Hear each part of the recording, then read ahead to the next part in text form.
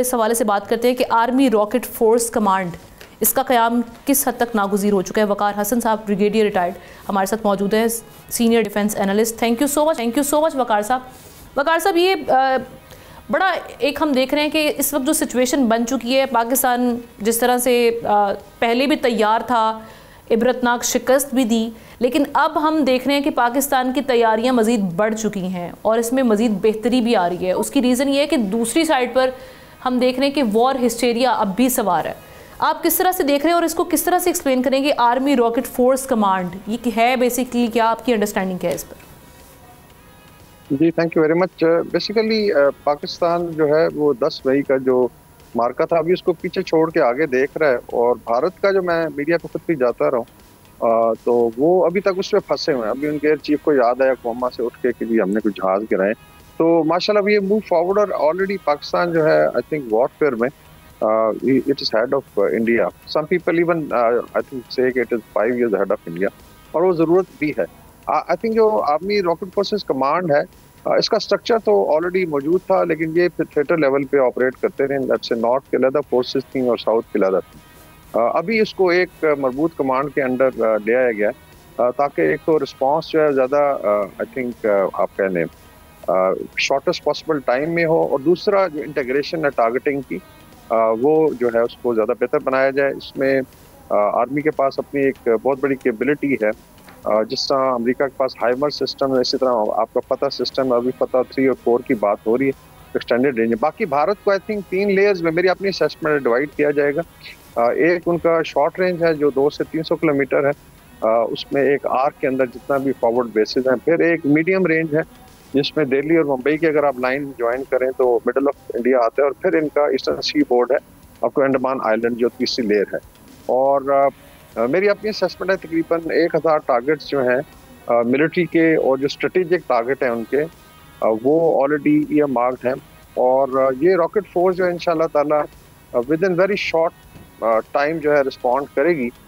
इसकी I think मिसाल आपने देखी जब इजराइल और ईरान की लड़ाई, तो ईरान के पास बड़ी अच्छी मजबूत रॉकेट फोर्स है, तो उन्होंने जिस तरीके से अपना डिफेंस किया है, बिकॉज अभी ये नागुज़ीर हो चुका है कि रॉकेट और मिसाइल सिस्टम जो है आपके पास बेहतर से बेहतर हो।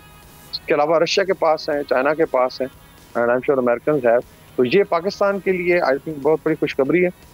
Forces are already there. अभी इसकी इंटीग्रेशन बेहतर होगी, टारगेटेड सिस्टम जो है, और जो ओवरऑल हमारा डिज़ाइन है जिसमें बाकी तीनों सर्विसेज एयरफोर्स, आर्मी और नेवी है, they will basically also be integrated.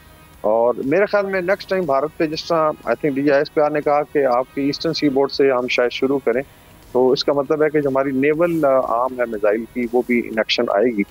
तो अंडमान आइलैंड से लेके और न्यू दिल्ली और आप नॉर्थ से आई थिंक इनका ले लें जो भी ऑक्यूपाइड एरिया है वहाँ से लेके साउथ जो केरल और कर्नाटक तक जितने भी इनके, और ये तैयारियां देखकर वहाँ पर हम देख रहे होंगे कि वहाँ धाक तो बैठी है। पहले भी चूंकि मुंह तोड़ जवाब मिल गया था, लेकिन उसके बाद अब जब पाकिस्तान की तैयारी, क्योंकि भारत हम देखें तो 1.9% उनकी GDP का अपने डिफेंस में वो इन्वेस्ट करते हैं, तो इस जानिब से जब तैयारियां तेज़ होना, तो अब आप समझते हैं कि ऑब्वियसली जो अगर इनके माइंड में कुछ थोड़ा सा भी कोई मिस एडवेंचर की जानिब कोई मामलात हैं कि हम इस जानिब बढ़ सकते हैं, तो डेफिनेटली वो स्टेप बैक करेंगे मजीद।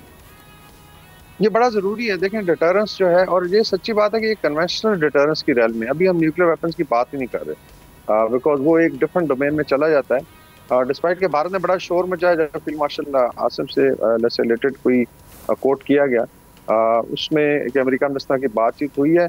मैं इनके मीडिया में जाता रहता हूँ, ये रोज़ाना पाकिस्तान को 4 टुकड़ों में तकसीम करने की बात करते हैं, और they talk of choking water जो इतना डिमीन करते हैं। और अगर भारत को कुछ चैलेंज करता है कि हमारी कन्वेंशनल न्यूक्लियर डिटरेंस कायम है, तो उस पर उनको बड़ी मिर्चें लगती हैं। और ये आई थिंक रीज़न है कि देयर इज लॉट ऑफ वहाँ पे सवाल जवाब हो रहे हैं। बाकी जो कैपेबिलिटी हमने देख ली है, भारत का एक और जो मसला है उसमें I think it is officers का स्पेशली जो शॉर्टेज है एयरफोर्स के। उसके अलावा जो क्वालिटी ऑफ ट्रुप्स और ऑफिसर्स है उस पर बहुत बड़े सवालिया निशान है।